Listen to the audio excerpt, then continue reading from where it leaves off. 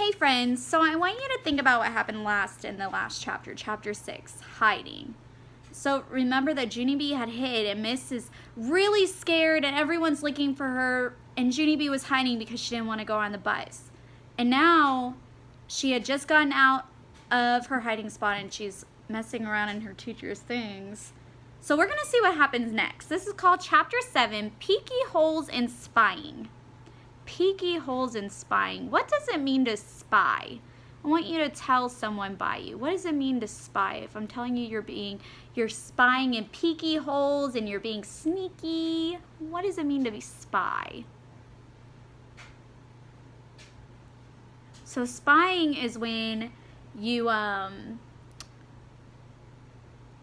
when you're going and kind of being sneaky and you're searching for things and you're kind of spying on people. You're watching them when you're not supposed to. You're doing that pretty much. So I want you to make a personal connection again during this time. And I want you to write down your connection at the end of the chapter on the YouTube comments. Have your parents do it. And I want to see what they are. Because I miss y'all's connections. They were wonderful. Okay, here we go. Peeky Holes and Spying, Chapter 7. After a while, I started to get a little bit thirsty. That's what happens when chalk sprinkles get in your throat. Ugh. I would like a drink of water, I think I said. Then I put my hands on my hips. Yeah, only what if somebody sees you at the water fountain? Then they might call the stupid smelly bus to come get you. And so you better not go.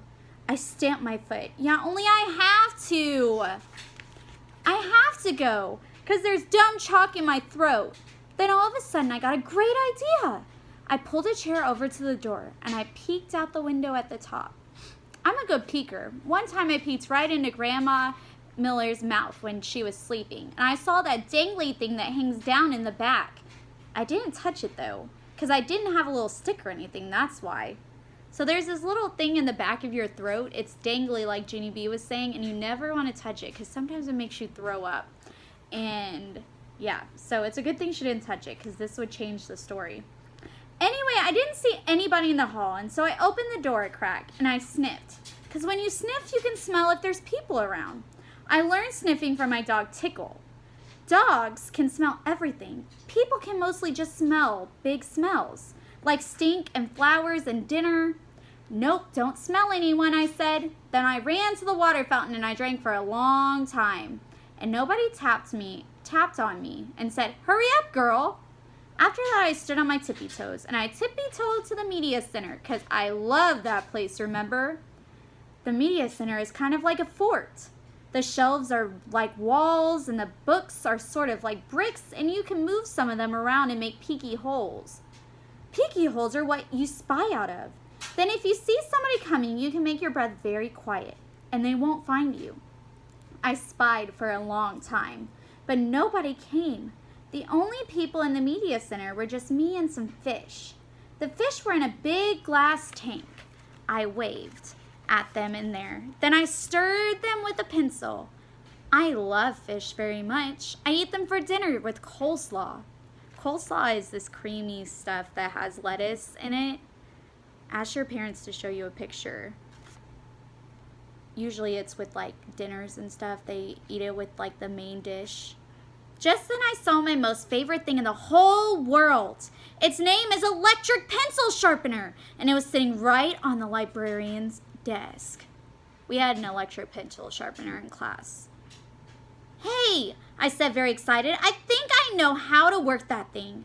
Then I looked in the desk drawer, and guess what? There were lots of brand new pencils in there, and so I sharpened them. It was funner than anything because an electric pencil sharpener made a noise. And you can make pencils as teeny as you want. You just keep pushing them into the little hole, and they just keep on getting teenier and teenier. It doesn't work on crayons, though. I tried a red one. Then the pencil sharpener slowed way down, and then it made a sound. And after that, it didn't go anymore. I think Junie B broke the pencil sharpener, friends. Just then, I heard a noise. It was walking feet, and it made me scared inside because I didn't want anyone to find me, that's why. And so I squatted way down and looked through my peeky hole.